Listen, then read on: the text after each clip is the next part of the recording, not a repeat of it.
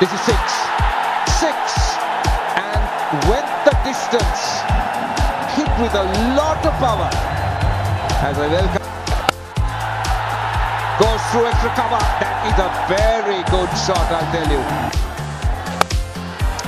Four.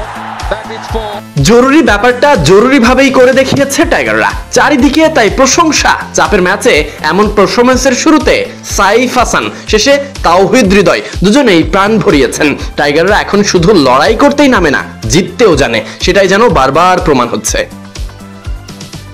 Bangladesh Sri Lanka match অনেকের চোখে আঙ্গুল দিয়ে দেখিয়ে দিয়েছে বাংলাদেশও পারে। রমিজের মতে বাংলাদেশ একদমই হতাশ করেনি। ম্যাচের পর বিশ্লেষণে সাবেক পাকিস্তানি অধিনায়ক এবং বর্তমান ধারাভাষ্যকার রমিজ রাজা বলেন, বাংলাদেশ একদমই হতাশ করেনি। এমন গুরুত্বপূর্ণ ম্যাচে দলের শৃঙ্খলা, আক্রমণাত্মক মনোভাব আর কৌশল ছিল চোখে পড়ার মতো।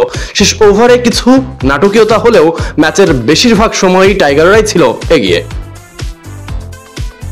ওপেনারের মানিয়ে নেওয়া, পাওয়ার প্লের সঠিক ব্যবহার করা, সবচেয়ে বড় দিক ছিল ওপেনার সাইফ হাসানের দুর্দান্ত ব্যাটিং। সেটাকেই স্মরণ করে রমিজ বলেন, টি-20তে 60 রান আসলে একটা বড় ইনিংস, আর তা যদি হয় ওপেনারের কাছ থেকে, তখন বোঝা যায় দলের ভিত মজবুত ভাবে দাঁড়িয়ে গেছে। এই ইনিংস বাংলাদেশের রান তাড়ার জন্য মূল প্ল্যাটফর্ম তৈরি করেছে।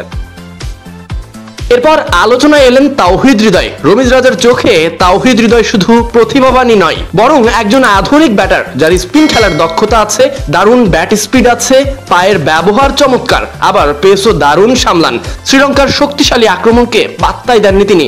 সঠিক সময়ে 31 বলে 50 রানের ঝোড়ো ইনিংস খেলে বাংলাদেশের জয় নিশ্চিত করেন তিনি। আচ্ছা, বাংলাদেশ ম্যাচ জিতেছে, দুই ক্রিকেটার পারফরমেন্স করেছে, এত সবকিছুর পরও কি কোনো আফসোস আছে? তবে রমিজ বলেন, হৃদয় ম্যাচ সেরা না হলেও যে ইনিংস খেলেছে তা অসাধারণ। এই ফিটটি অনেক দিন মনে থাকবে। এদিন বাংলাদেশের শুরু থেকেই যেন ভাগ্য সহায়। টাইগারদের টস জয় যে গুরুত্বপূর্ণ ভূমিকা পালন করেছে সেটাই মনে করিয়ে দিয়েছেন রমিজ।